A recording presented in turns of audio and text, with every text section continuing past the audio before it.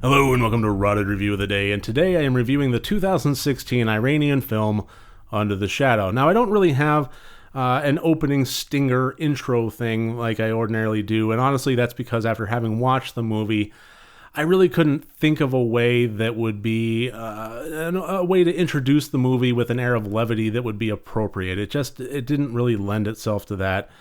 But it was an excellent movie, and I was really surprised by it. I would see the poster art in my queue as I was kind of flipping through. I would see it in Netflix, and I never really watched it. Never really gave it the opportunity until this morning, and I wish I had seen it sooner. It was a fantastic movie in its own right, but a fantastic horror movie as well. Now, as far as being Iranian, I will put a caveat in here. If you've seen way back, I reviewed A Girl Walks Home Alone at Night, and I did attribute it to Iran in the title, but gave a caveat in the review itself, because even though it was set in Iran and it was entirely in the Persian language, the director was American-born of Iranian descent, but it was also filmed in California. And that, I was a little bit, it had all the make and feel of a foreign film. If you didn't know that it was filmed in California, you would think that it was a movie straight out of Iran. Okay, so, but, at the same time, it wasn't. So I have a little bit less of an issue with attributing this to an Iranian film for Under the Shadow here. First of all, it wasn't filmed in Iran, but it was filmed in Jordan. It's a lot closer than California. Second of all, it was directed by Babak Anvari, who is of Iranian descent, but was also born and raised, I don't know how long he was there, but I know that he was born in Tehran, which is the same city that this movie is set in. So, just overall, I feel like I can, comfortably attribute this to be an Iranian film. And honestly, if the criteria is that it must be filmed in the country of Iran with the current geopolitical climate, all I'll really say on that one is good luck. As far as giving like a full adult horror film, being filmed there. So I think this is about as close as we're going to get. And what I found about this movie was it was masterfully crafted, and there are several elements of the concept of horror films that I really try and impress upon these reviews, and this movie ticked a lot of those boxes. And I'm going to get into that a little bit more as I get into the plot. But before I get into the plot, I'm sorry to keep delaying this, but there really does need to be a little bit of a history lesson before I go into that. And it's my attempt to give as quick of a synopsis and really not do it justice to some to some conflicts within the Middle East. So before I get into what the movie is about, here's the history lesson. In the 1970s, Iran looked like this.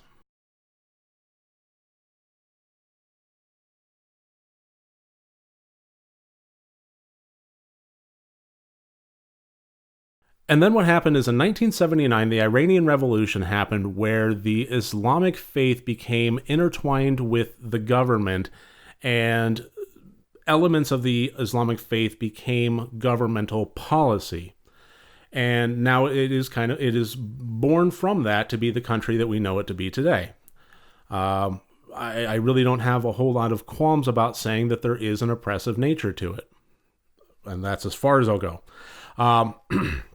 But shortly after the Iranian Revolution, Iraq and Saddam Hussein wanted to take advantage of the social upheaval and the fracturing and the civil nature of this, and invaded Iran. And then after a few years, Iran pushed back, and there was a lot of things, and it ultimately ended in 1988 with the UN peace treaty. So this movie is set in the mid-1980s at the height of the conflict when Tehran is being bombed, and that becomes a very major plot point of this movie, because we get introduced to our two main characters of Shideh and her daughter, Dorsa. And they live in an apartment complex with their husband and father, respectively, but he is a little bit of a smaller part in this one. He gets sent off in the draft to fight in the war. So primarily this movie is set with Shideh and Dorsa living together and trying to find a way to survive within this apartment complex with all of their neighbors. And then things start coming to a head when it stops becoming traditional bombs with warnings and air raid sirens and transitions into missiles with no warning, one of which lands and does not explode on top of their apartment building. And from there, strange supernatural events start occurring. Quite simple and quite benign at first. Some things would go missing without explanation, and then they would start infighting because of that. And then it would start to get ramped up from there. One person would have conversation with somebody that isn't there. And then that also led to more tensions and, what are you doing? And the movie really takes off from there, doing something that I thought was really, really incredible. Now, I have always said that one of the best things that a horror film can do is isolate the terror. That doesn't necessarily mean geographically. It can also mean socially. But isolate the terror is very, very important. It's one of the reasons that haunted house movies work so well. They're locked in. They can't get out. What's happening is just between them and the supernatural, horrific entity that they have to overcome what's going on. But to make the character alone is important. And another example of this outside of geography and more socially is The Ring, where the evil was basically focused laser line on them, and they would look in the security camera and their face would be warped and nobody else's would. So no matter what they could, they couldn't get away from it. So they were very much isolated in the situation that they were involved in. Isolate the terror. And another thing that horror movies really need to do is slowly ratchet up the tension. A movie that starts at level 10 is going to become boring after an hour and a half, no matter how scary it might be. But a movie that slowly builds things up is just ideal. And what this movie managed to do is take both of those concepts and wrap them in a perfect ball of plot. Because what was happening is these benign circumstances were occurring, these supernatural events that were, creating some infighting, but for the most part could be explained by fever dreams or sleepwalking or so on and so forth. And at the start of the movie, the air raids would occur, and all the people in the apartment complex would go down to the basement, and they would wait for the all clear, and you had a group of people there. It was all neighbors. They knew each other. It was just the kind of, it was an unfortunate situation of life, but it was a situation of life. And they would discuss things, and then, all clear, and they'd go upstairs. And as the bombings got worse and worse, as the movie progressed, and as the supernatural things started getting more and more malicious and prevalent, as the tension slowly ratcheted up, more people were leaving the apartment complex. They were seeking out safety. I'm going to go, live with my son in Paris. See ya. This is too much for us. Until by the time things were really reaching ahead, without getting into any kind of spoilers, Shadette and Dorsa were alone in this big apartment complex. So as the tension slowly ratcheted up, the terror was becoming more and more isolated. And I thought it was just absolutely brilliant how it took the geopolitical plot and worked that in service of these horror elements and ultimately made it a very scary movie. Now, I will say that I had the unfortunate aspect of needing to watch this one pretty quickly. I did not like yesterday's review that I did of Asylum. I did that in the morning. I kind of thought about it before editing, and I was like, what? I don't like, there were points that I didn't hit that I meant to. So ultimately I decided to re-record it, re-edit it, and re-upload it after work, and that put me behind schedule. So instead of watching Under the Shadow with the lights out at night, I watched it in the wee hours of the morning while I'm basically sitting there with my coffee just... So I have a feeling that as scared as I was because of this movie, it would have had a lot more impact if I had watched it in the right setting, and I really just can't recommend it enough. The acting was superb. I'm going to go and throw up all the scores here. That reminds me. As always, 4 different categories, each one worth up to 25 points for a total possible score of 100 points. And obviously, I've gone on and on about the plot. I really enjoyed it, so high marks there. The intent, it landed with a sledgehammer. It started slow, but that's one of the things I loved about it because it really, really came to its ultimate conclusion in a really beautiful way that worked in service of the characters, worked in service of the plot, and worked in service of the scares. And for a horror movie, what more could you ask for? The acting. Shadeh, played by, and I apologize for my pronunciation of this in advance, I'm probably butchering it, but I'm going to give it a whirl here. Shadeh was played by Narges Rashidi.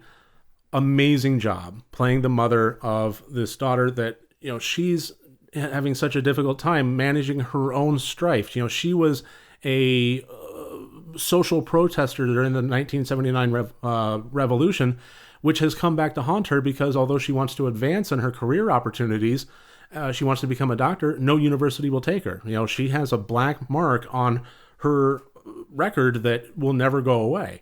And she is limited socially by what she's able to accomplish. Her dreams are permanently dashed. And she's having to manage that while also managing a husband that's been drafted off to war and this child that's going through sickness and rebellion and just trying to make things work while all this bombing's happening around her. And now the supernatural stuff. It's just a mountain that's on her shoulders, and it's played so well. Very high marks on that one. And the technical, I cannot speak enough to some of the technical things that were occurring in this movie. I'm going to do something that I typically don't do. I'm going to show a clip from this film. I really hope that I'm not going to get a huge copyright strike for it. But regardless, I think it's a perfect example of when I talk about how cinema is a visual storytelling medium. It works so much better when you actually have the art of cinema and the technical tools that are available to the director work in service of the film, rather than have two characters just talk to each other where you're basically just delivering dialogue. Show it, don't tell it. Bring the camera in on it and make it work in service of the film. This scene I'm about to show you here is no spoilers, but it's a perfect example of when the camera follows the torso as she sits up and then as she rocks, showing the difference between the dream state and the awake state. So here you go.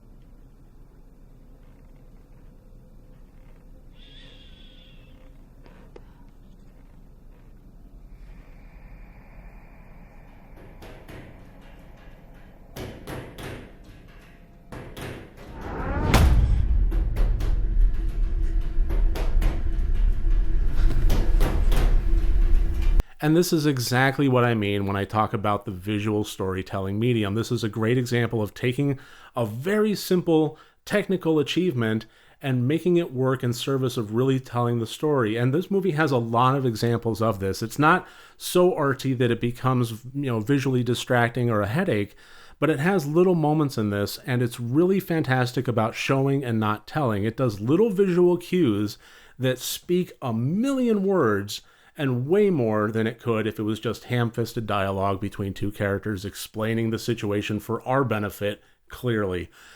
So all told, 85 out of 100 points, and I really can't recommend enough Under the Shadow. If you don't mind subtitles, it's an absolute must-watch in my book. I loved this movie through and through. It's a gorgeous piece of art. So that should about do it. That's my review of 2016's Under the Shadow. I really thank you for joining me here today. I look forward to seeing you tomorrow. If you like these videos, please click like and subscribe. And if you want to support me further, my Patreon link is below. Remember, next time you want to watch a horror movie, first make sure that it's good and rotted.